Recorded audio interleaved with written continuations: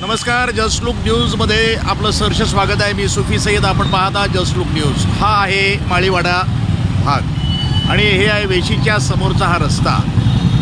अक्षरशः या ठिकाणी रहदारी सकाळच्या वेळेला 11 नंतर जर आपण पाहिलं तर जवळच या ठिकाणी पुढच्या बाजूला शाळा आहे, सोसायटी हायस्कूल आहे।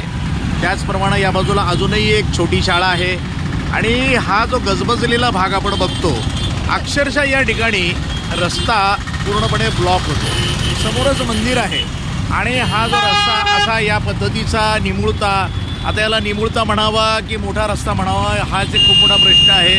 आणि अक्षरशः मोठ्या गाड्या, छोट्या गाड्या, ट्रक, ट्रॅक्टर इथं जाये करतात। एकही पोलीस या ठिकाणी कर्मचारी, वाहतूक नियंत्रण शाखेचा एकही साधा शिपुर्डा या ठिकाणी उभा असलेला मला आजपर्यंत मी पाहिलेला नाही। इतका मोठा रहदारीचा हा मार्ग आणि अशा या मार्गावरती वाहतूक नियंत्रणचं अजिबात नियंत्रण नाही।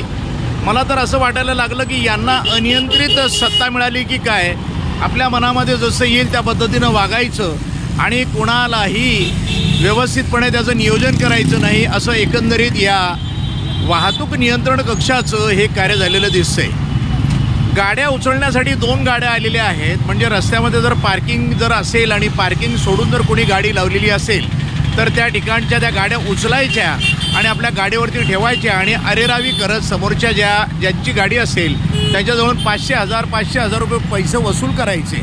विषय असा आहे की हे पैसे वसूल केल्यानंतर ते पैसे जातात कुठे आणि त्याचं जर नियोजन नसेल तर पैसे घेतात कशाला, हा एक मोठा प्रश्न आहे। या रस्त्यामध्ये अशा अस्ताव्यस्त असलेल्या गाड्या, नियंत्रण नाही, शाळा सुटलेली किंवा शाळा भरण्याची वेळ आणि अशा वेळेला जर अशी ही रहदारी असेल तर याला नियंत्रण करण्यासाठी एखादा पोलीस शिपाई या ठिकाणी नियुक्त करायला पाहिजे की नाही पाहिजे, त्याचं नियोजन पाहिजे की नाही पाहिजे।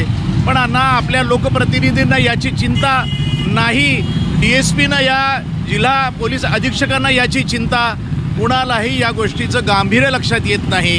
अक्षरशः लोकांना वाऱ्यावर सोडल्यासारखं या ठिकाणी चित्र दिसतंय।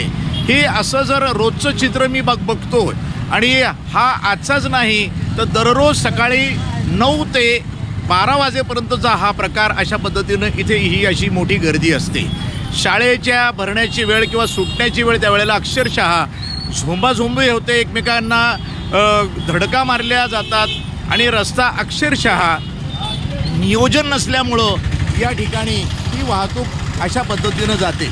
हा जो रस्ता चालला आहे हा वाडिया पार्ककडे जाणारा रस्ता आहे आणि इकडनं निघालेला हा रस्ता सरळ हा माळेवाड्याकडनं पाचपीर चावडीकडे जाणारा हा रस्ता, गणेश मंदिराकडनं सरळ जाणारा रस्ता आणि हा जो रस्ता आहे हा बाबासाहेब आंबेडकरांच्या पुतळ्याच्या बाजूला निघणारा म्हणजे मार्केट यार्डकडे जाणारा हा रस्ता आहे। आणि अक्षरशः या ठिकाणी तुफान गर्दी, तुफान या ठिकाणी गाड्या या ठिकाणी जा ये करत असतात आणि नियोजन नसल्यामुळं, नियोजन शून्य कार्य असल्यामुळं या ठिकाणी अक्षरशः गर्दी होते।